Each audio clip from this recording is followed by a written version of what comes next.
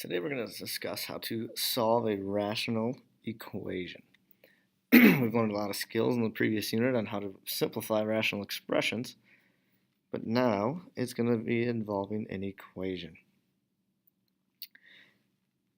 To get started, we are only going to look at the left side and see if there's somehow we can simplify that expression.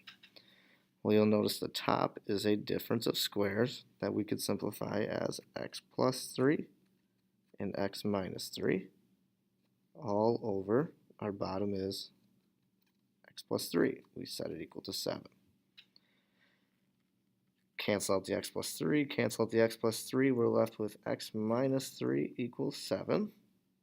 Add 3 to both sides, and my answer is x equals 10.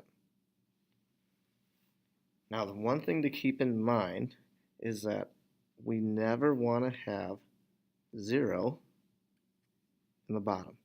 So this expression in the bottom can never equal 0.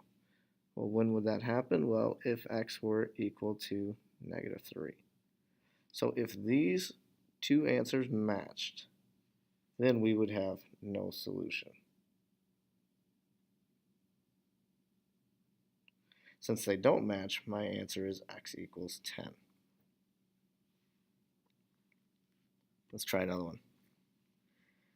Factor the top, factor the bottom. Okay, we know that this is a trinomial where a is equal to 1, so we can do multiply, get negative 4, add to get positive 3. We get positive 4 and x minus 1 all over x minus 1 equals 5. Cross that out, we get x plus 4 equals 5. We're going to solve it here, and I get x equals 1.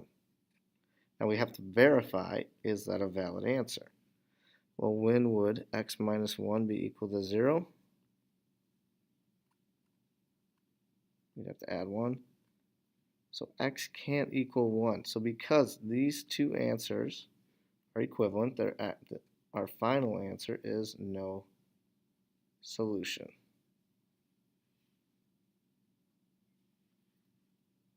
We'll do one more. We got a trinomial on top, nothing to factor on the bottom. So we're going to go multiply, get negative 12, add to get positive 1. Looks like x plus 4 and x minus 3.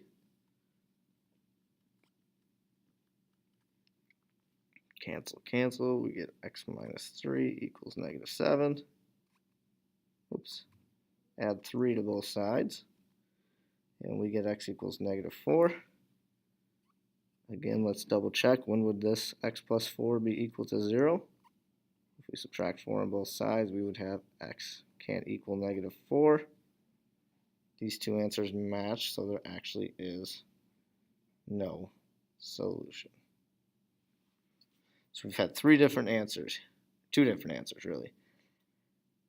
First example, we got x equals 10 because it didn't match. The next two times, our number in the bottom matched the answer that we got when we solved, so therefore there is no solution because it doesn't exist when we get 0 in the bottom.